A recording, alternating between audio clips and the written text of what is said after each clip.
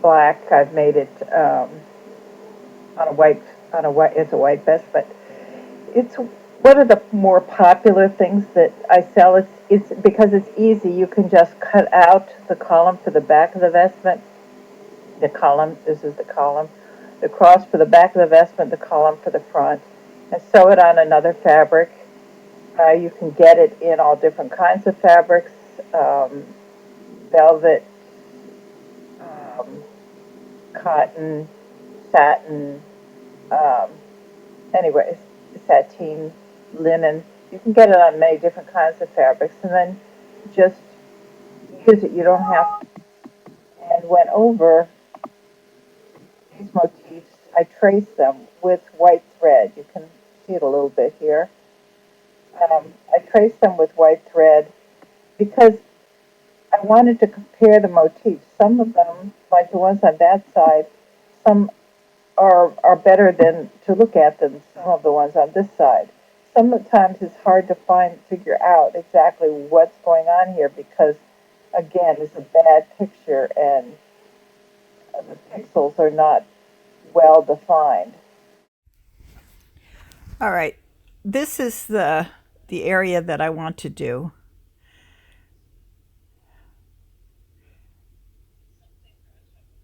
Some things are on top of other things. For example, that center is on top of the other motif. Most of this I'm going to do by copying and pasting, but I'll also have to go in and edit each piece. So I'll show you how I do this. First piece on the left I'm going to do just by going to use a fill stitch, satin stitch, 3D satin.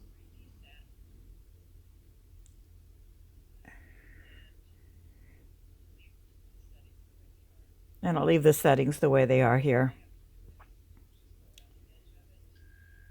And so I'm just going to go around the edge of it using straight stitches and curved stitches to outline the area. This is an area fill, so you outline the whole area and then it automatically fills it in.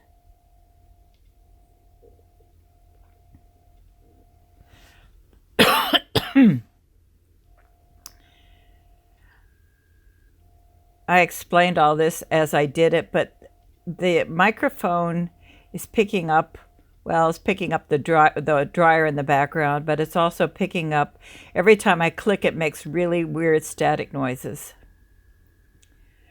So I'm redoing this over with just the microphone. Now, notice that some of the stitches are very long. And because it's going to be satin stitches, I don't want really long stitches. So I'm going to try change the angle of the stitches so that I can cut the length of the longest stitches and try to get them as short as possible.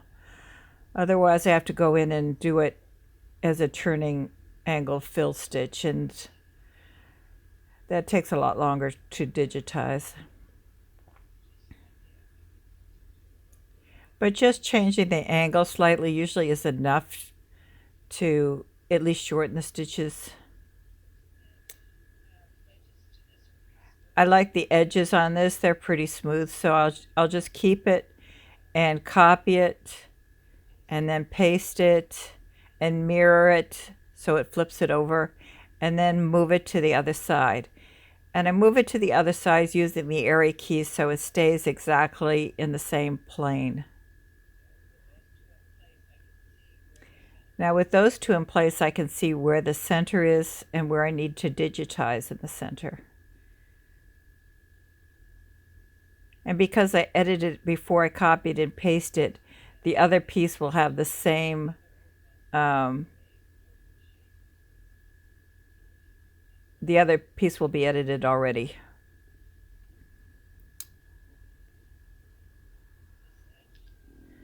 So I'm going to do the same thing, go around the edges.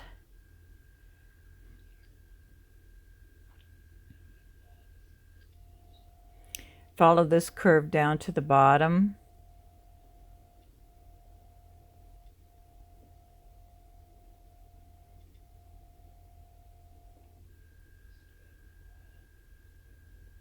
And this has two lines that go up into it, that kind of a crease, so I'll go up and down those to make the creases.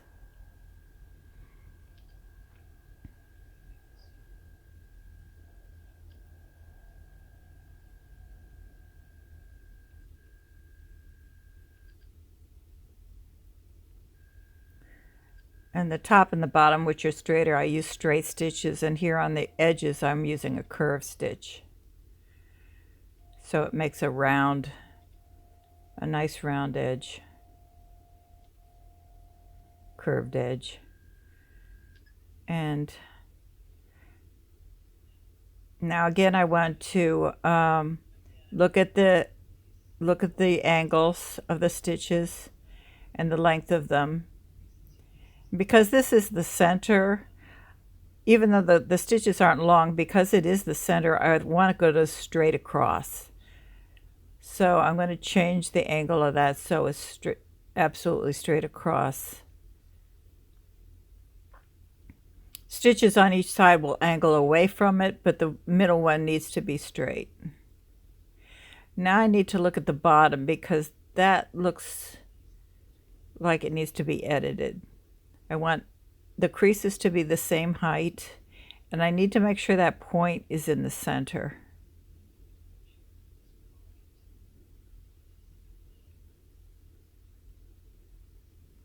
And then the two curves on each side also need to mirror each other.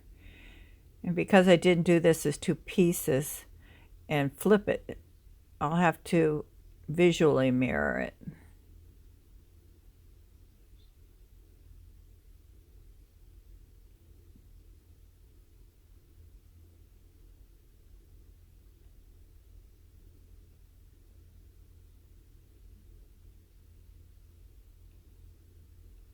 It wasn't letting me grab the node, so I had to make another node and grab it.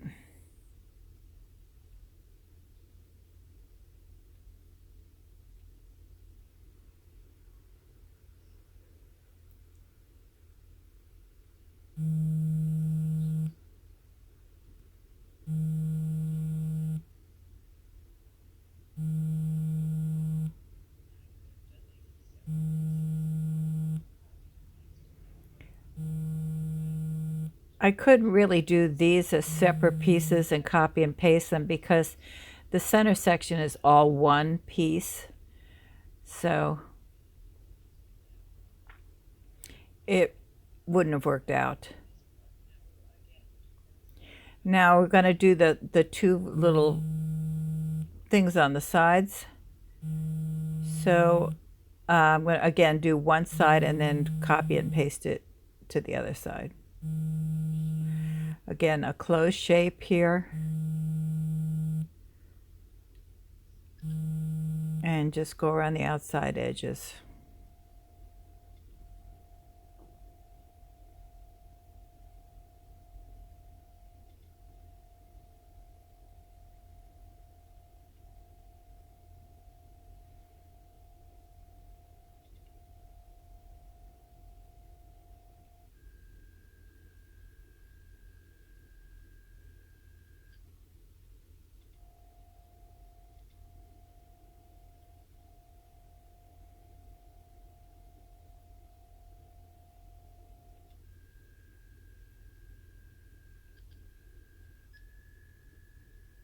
And again, check the angle of those stitches.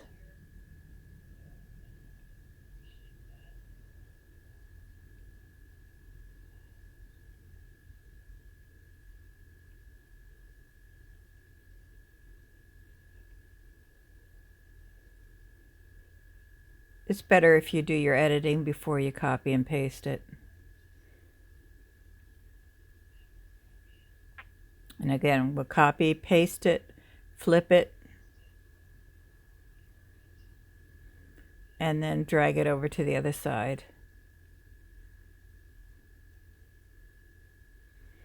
Now when I drag it over, I always drag it past and then back up, because then I can see the two edges and make sure they're meeting properly, rather than have the edge overlap a little bit. If you can't see the edge unless you go past it and come back.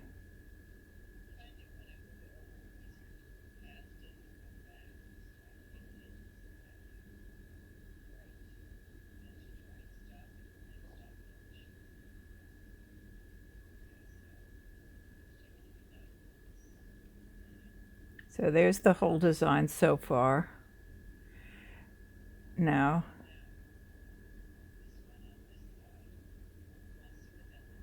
here's what it looks like sewn. You can see all the crevice in the bottom and the angles of the stitches, and how this is kind of what it's going to sew out to look like. Now,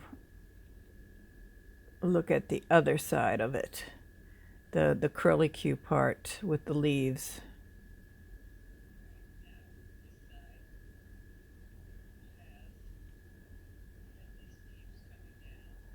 Has these leaves coming down. There's a leaf up there in the corner. And that curlicue, which is kind of like, I think, like a vine effect, terminating in a flower. And then there's another set of leaves in a curlicue at the bottom. The flower's on top of the curlicue, and on top of the flower is a centerpiece, which we forgot to put in this other one, which we'll do now. First, I'm going to hide everything so I can see that centerpiece. I'm going to turn off all the colors except the white, which is that background stitching that I put. By the way, I'll delete that white background stitching when I'm all done. Right now, it's just kind of a guideline for me.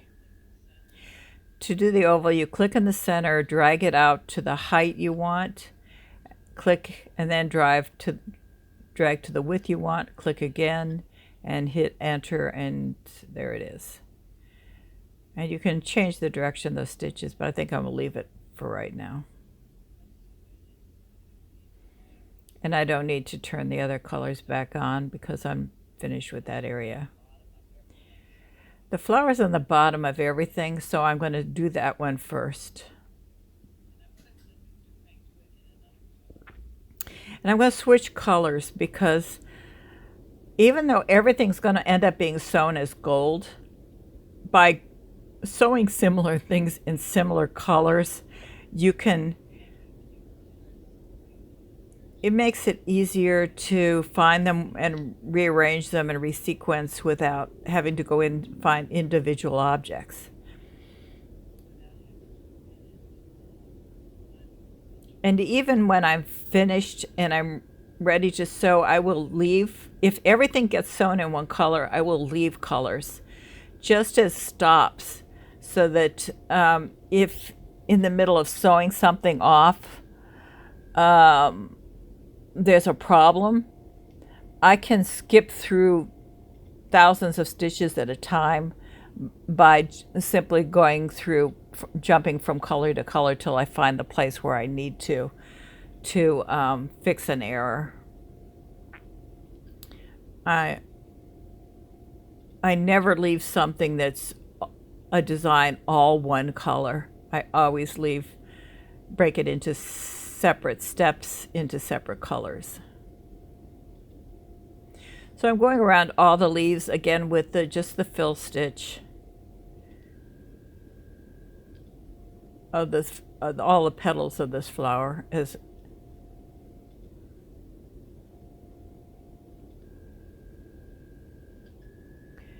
And you'll see there's going to be long lines going across.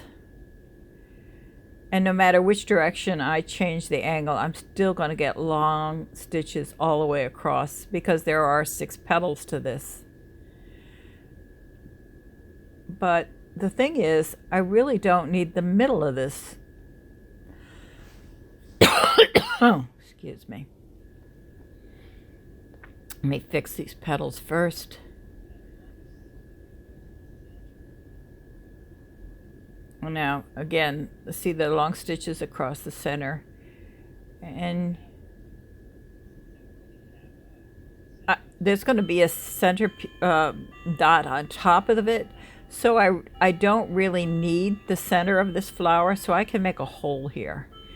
And the hole will also cut those long satin stitch lines. So let me select it and then cut a hole. And I need to fix this little thing down here first while I'm thinking about it.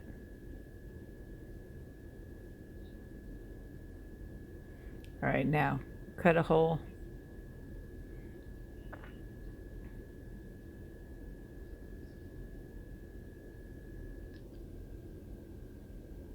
I didn't need to start there. I need to start a little bit further out toward the edge.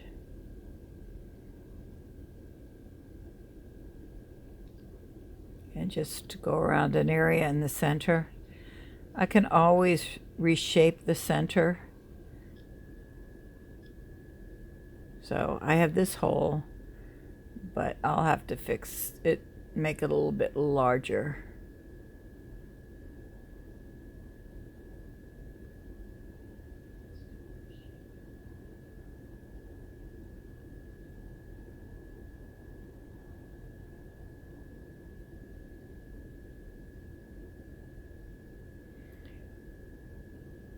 Changing the angle a little bit to see which direction looks the best.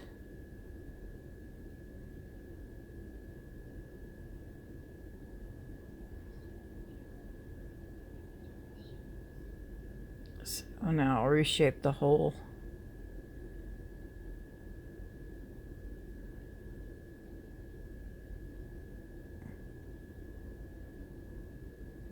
See, as I reshape the hole, it cuts a lot of those long lines out.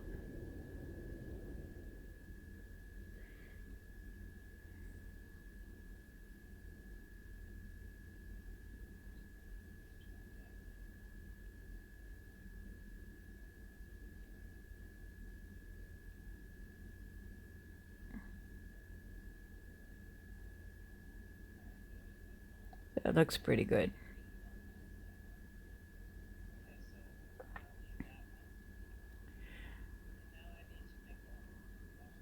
Now I'll make the hole on the, I'll cover the hole with that center piece. Again, click in the center, drag to the edge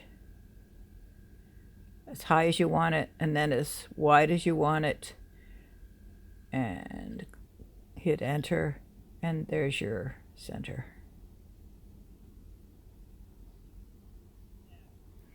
Now, this vine thing that goes all the way around, there's no way that I can do that as a closed shape, because there's always going to be long stitches in one direction or another. And the reason I'm worried about these long stitches is because 3D satin does several layers of satin stitches on top of each other. And the last layer, the fourth layer, will run the satin stitches from one side to the other. And that's going to make long satin stitches. And I want them as short as possible so that they won't break or get caught on things. And especially using metallic thread, which is going to break anyway. So I'm going to use a turning angle fill stitch, also known as, here it's called a block stitch. And it consists of a couple of things that you have to keep track of. You click one side and then the other side, laying down both sides of the block. And the line that connects those two stitches is the angle of the fill. So the angle changes as you go around it, and which makes it nice for this sort of thing. And afterwards you can go in and edit those those angles. You can also edit the outside edges. And I almost always have to edit it. I've never made turning fill stitch that I haven't had to edit it. It's just hard to keep track of so many things going on at the same time.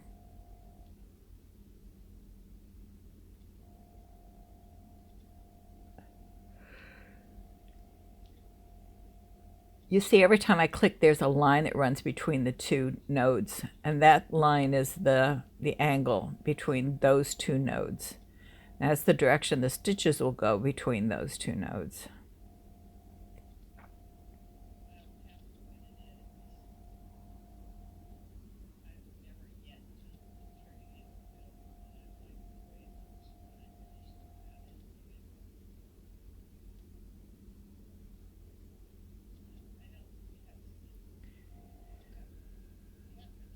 You have a certain amount of control because of these, but um, it's different than the control you have with a plain fill stitch. Now we have this arm or leaf of this leaf or something, so I don't have to stop it here.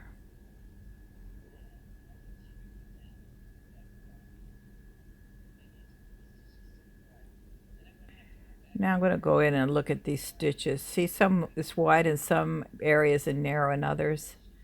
So let's just edit this while we got it. And by drawing the node out, you make it wider or shorter. And by moving the node one direction or other, you change the angle of those stitches.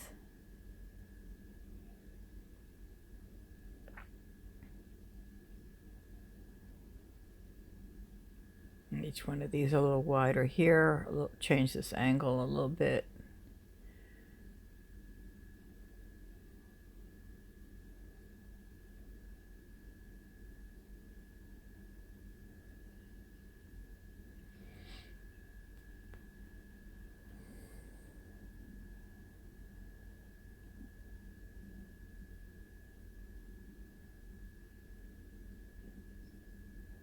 It looks pretty good.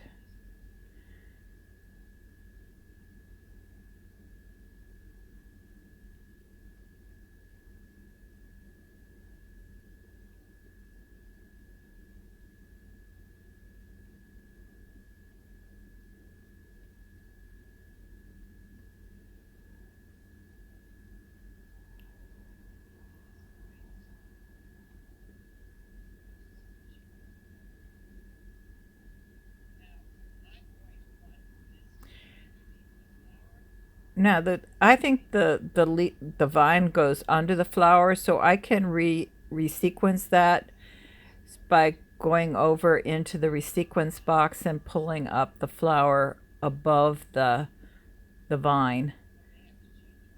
I may end up changing all of this later, but for now, that's how that works. It doesn't matter the order that you make things, you can always resequence them. The resequence means to change the sewing order. Now this looks like I thought it looked at first like it was part of that leaf, but it really looks like it comes up next to that leaf. So let's change this so that becomes, it comes up next to it. So we'll have to change the angle of this stitching down here, make it straighter.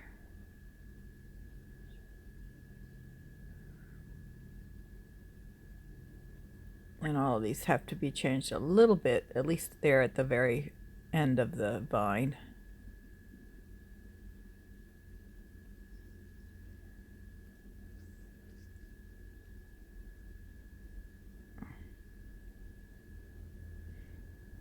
So that it looks like it comes around and goes straight up instead of at an angle that I have it right now.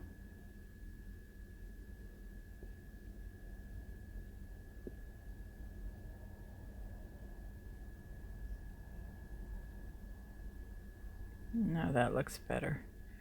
So look, All right, so now it'll come up straight next to this leaf. And I'll just go in and finish doing turning angle above that.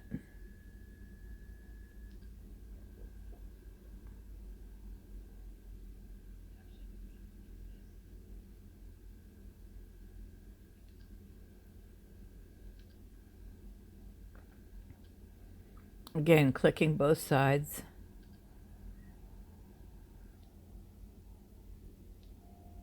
You're making basically blocks. That's why it's called a block stitch. Or a turning angle fill. Because the angle turns, the angle of the fill turns. And I'll reshape this now.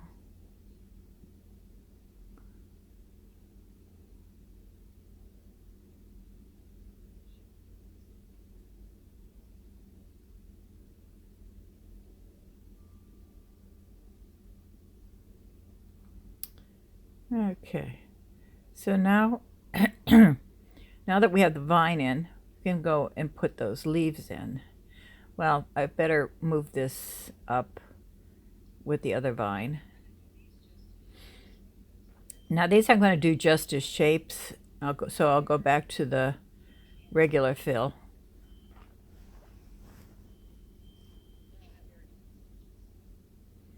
These are pretty small leaves and I shouldn't have a problem with the stitch length. And I'll switch to another color so I can group these.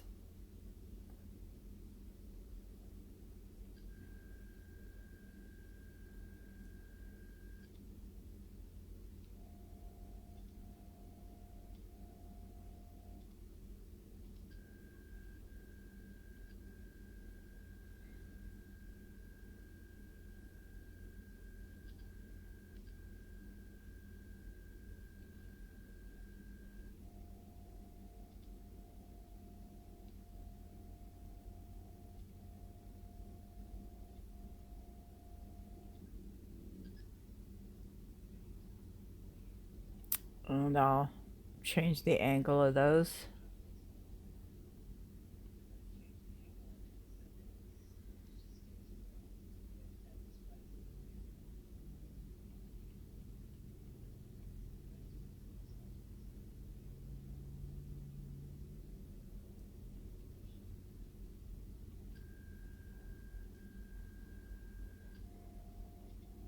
And the rest of these leaves I'll do the same way with just the shape fill.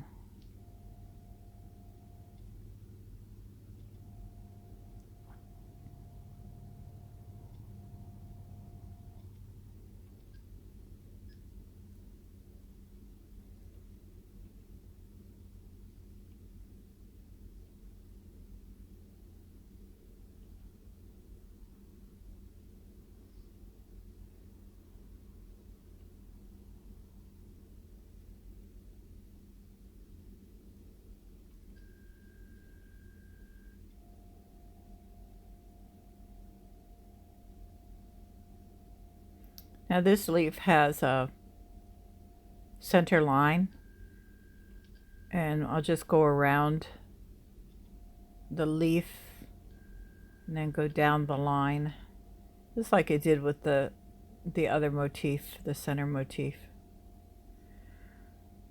I don't know what that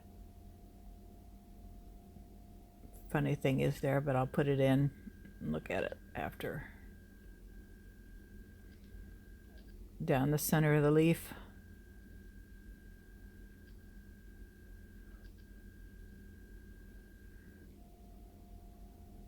And finish it off.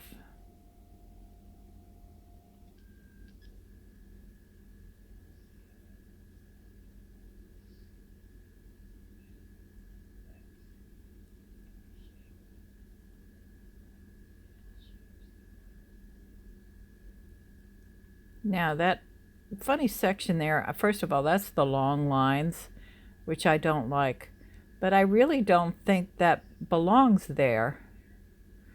I think that's actually part of that curly cue down below.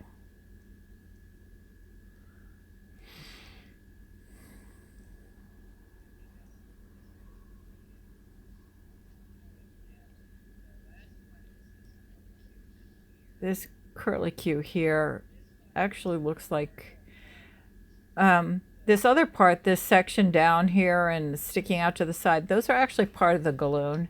So I just need this curlicue. And this looks like it's part of that curlicue, so I'm going to edit that.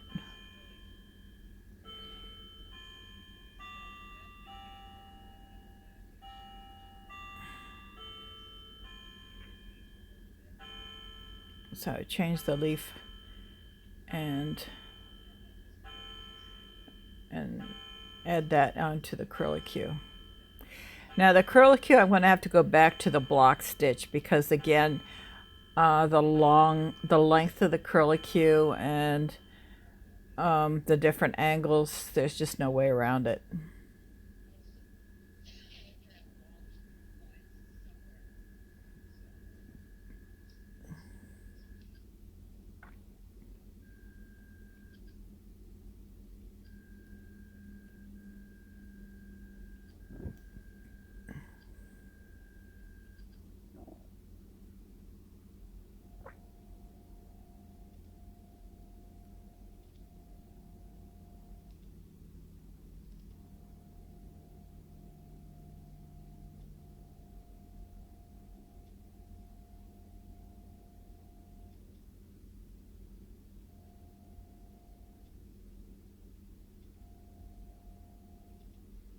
Now here, this can be a little tricky figuring out where you are.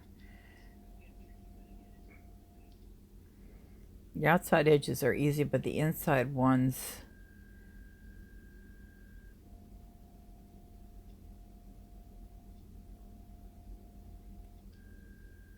are hard to see. But you can always edit it.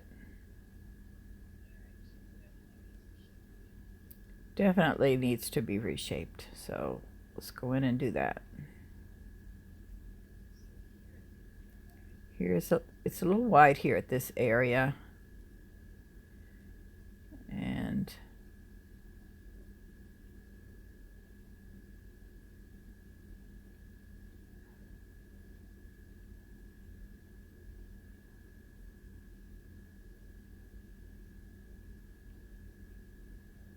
this needs to be a little wider. And some of these angles could be a little bit better. And then let's go in and look at the center.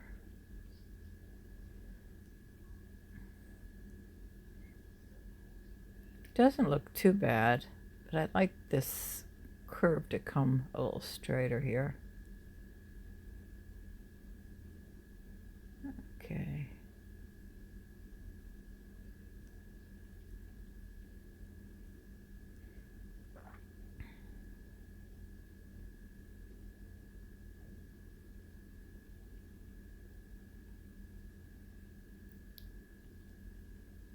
Okay, so now that's the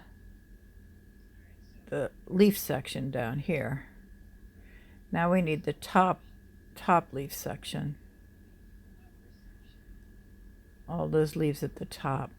And again, I'm going to switch colors. And I'll probably resequence them and sew them in a different order. Starting with the green and moving up, and then the darker green, and then go to the motif and come out onto the other top leaves.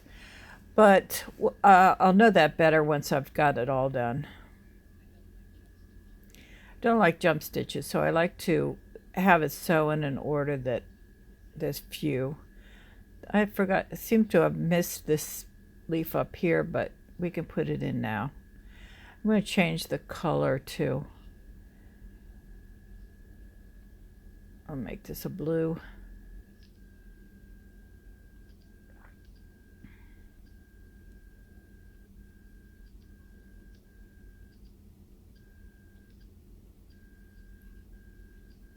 Looks like 3 little leaves here. That's more round. I need to back up a little bit, come back again.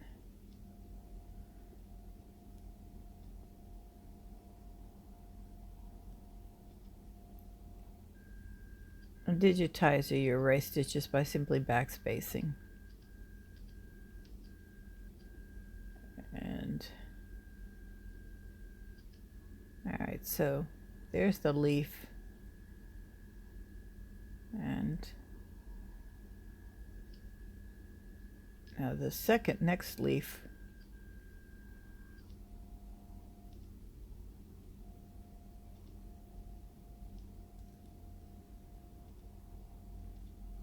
Again, I'm just doing these with area fill stitches.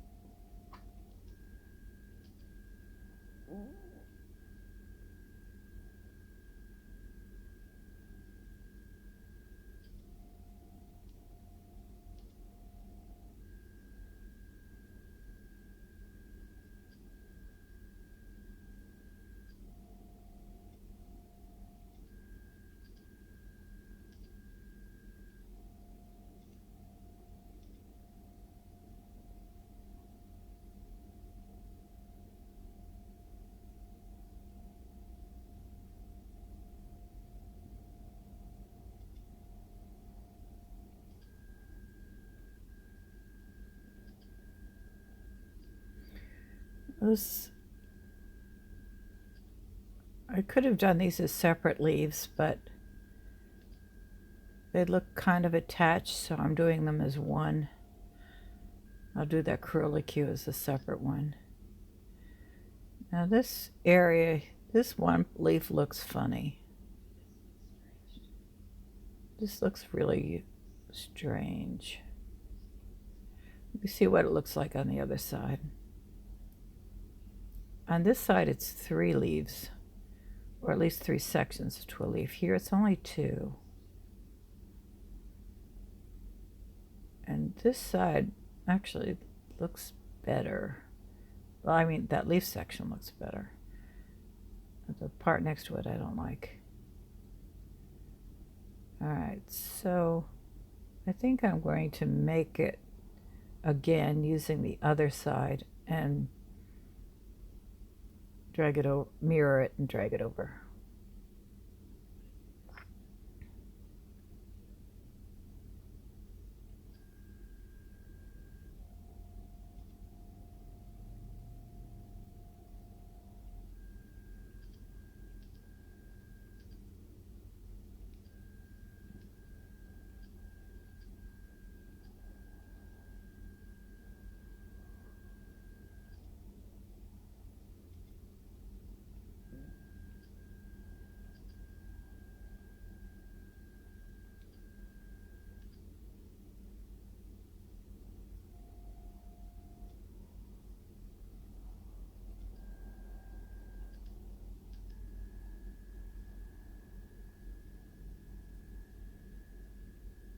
Okay.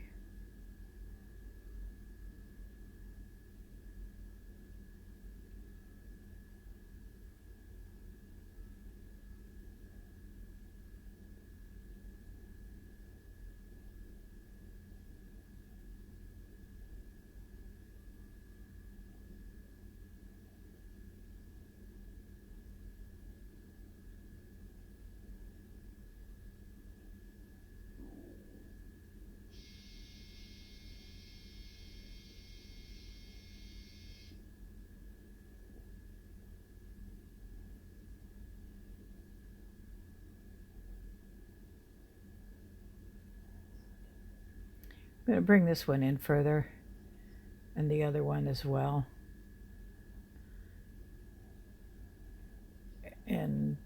edit this in here so they look more like leaves.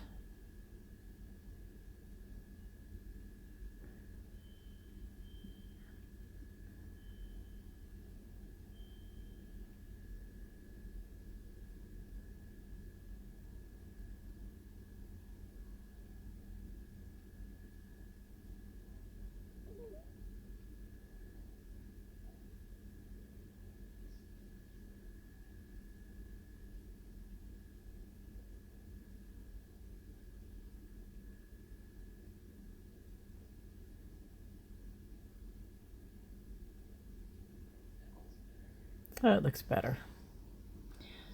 So we're going to select that one, copy, paste it, mirror it, and drag it over to the other side. I don't really drag it, I just send it with the arrow keys. Again, I do that so it stays on the same plane. Now this side, before I get it here, I need to edit this, get rid of the extra piece here. So I need to delete these nodes on here. Whoops, too many. Let's try that again. Let's just take a fewer this time. And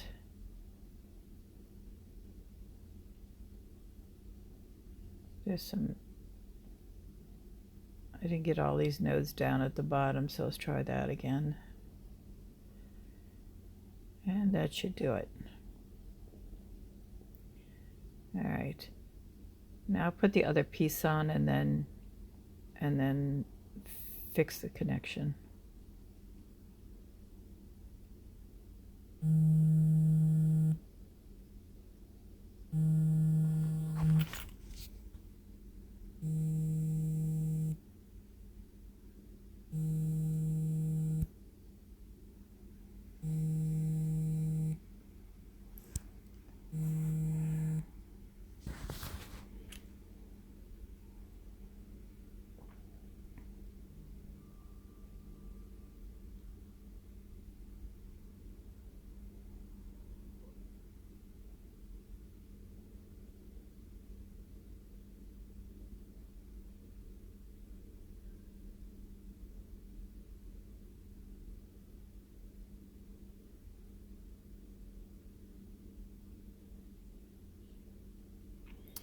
Now I need to reshape this one here. And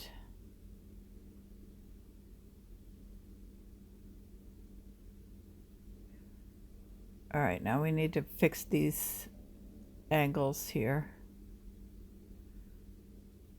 And do a little bit of reshaping in here too.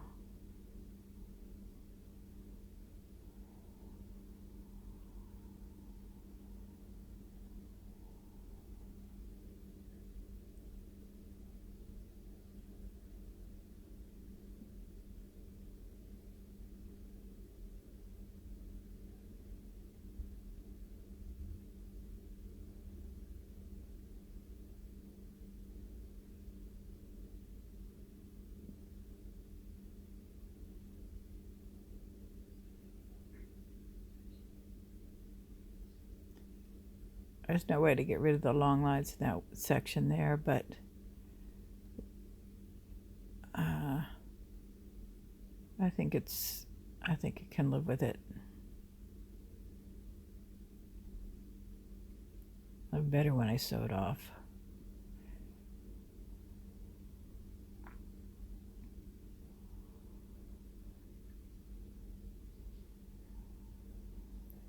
I can have long lines this way, or I can have long lines the other way.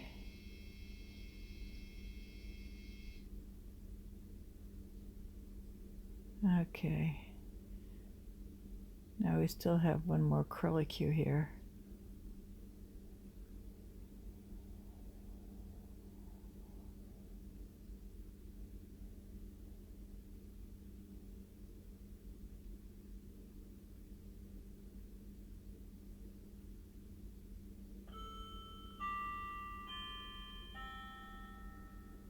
No, actually we did that. So we're finished. We need to delete the one on the other side. So, because we're going to copy and paste the edited one now.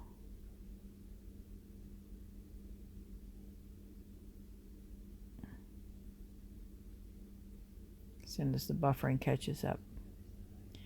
All right, so we want all of this, the blues and the greens, copied to the other side.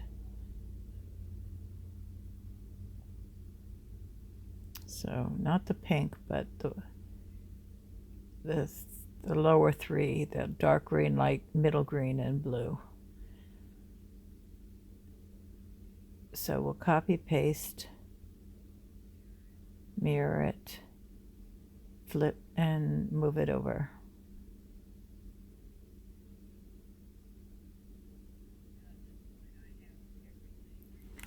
Now at this point I have everything for the end done. But so what I'm going to want to do is put this into a hoop, a different hoop. In this hoop I'm work, and then when I have a section that I like, I'll move it to a new hoop and save it. So I want to take all the colors from the pink down.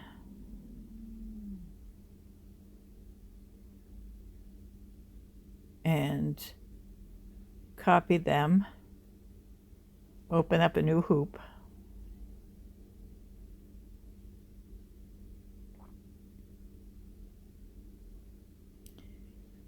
And then I'll paste them in it.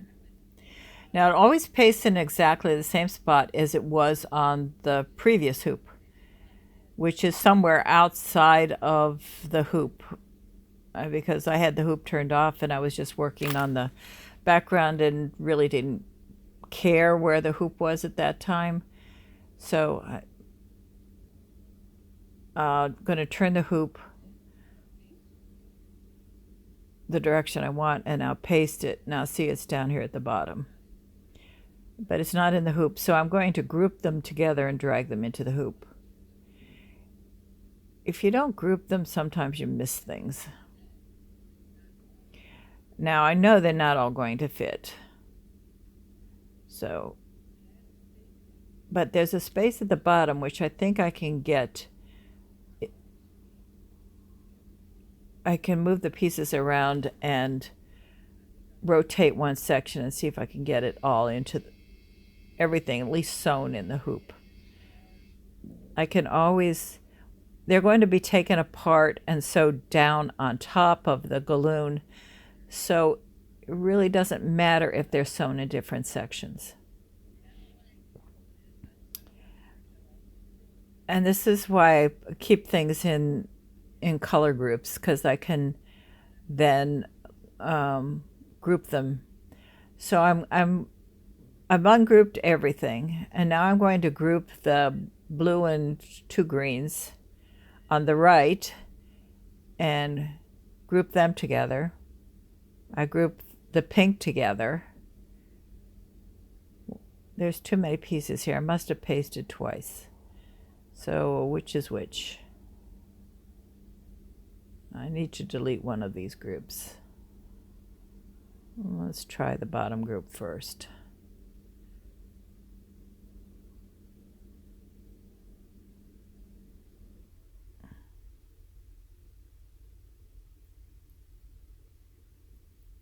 Whoops, not that one. That's the left group. So we'll group that together and then try the center group of three. Yeah, that was too many. All right, so now we have a right group and a left group and a center group.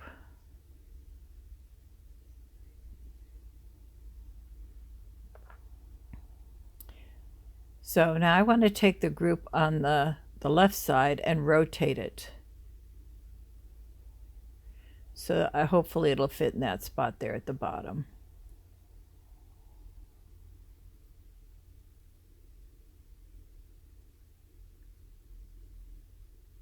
It fits there.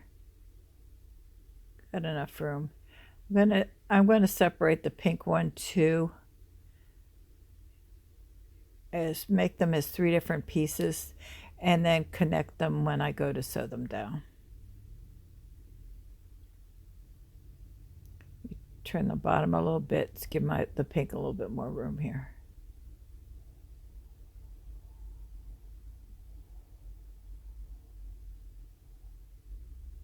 And I also want to make sure everything's within the red lines of the hoop. So this is what the hoop will be for the 2 arms and the bottom. The neck one will be a little bit different. Now at this point I might want to go in and resequence the order, the sewing order. I use the colors again as stops, but and I'm not going to resequence all of these right now, but I'm going to show you what I do as far as resequencing. So let's take a look at the pink one. Now that I have them all together, first I'm going to ungroup them so I can resequence.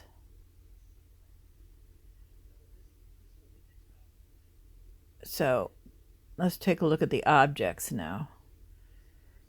All right, now this is the first thing that's going to sew, but I don't think I want that to sew first. I think I want the curlicue to sew first.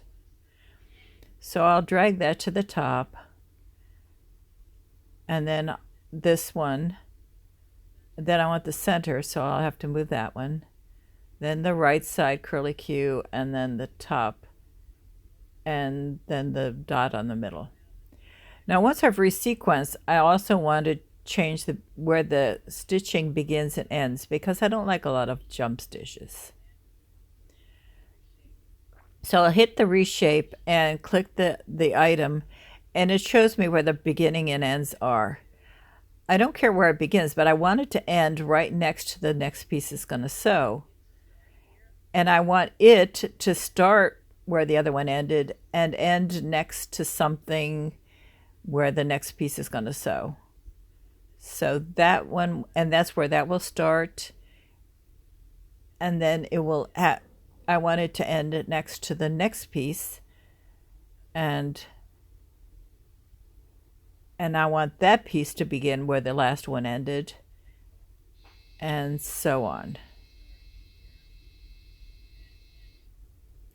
I want it to end right next to this curlicue, which I want to end where start where the other one ended, and it can end anywhere, but it'll have to jump to the middle, but it's going to have to jump there regardless. So, and I would do this with all of the other pieces.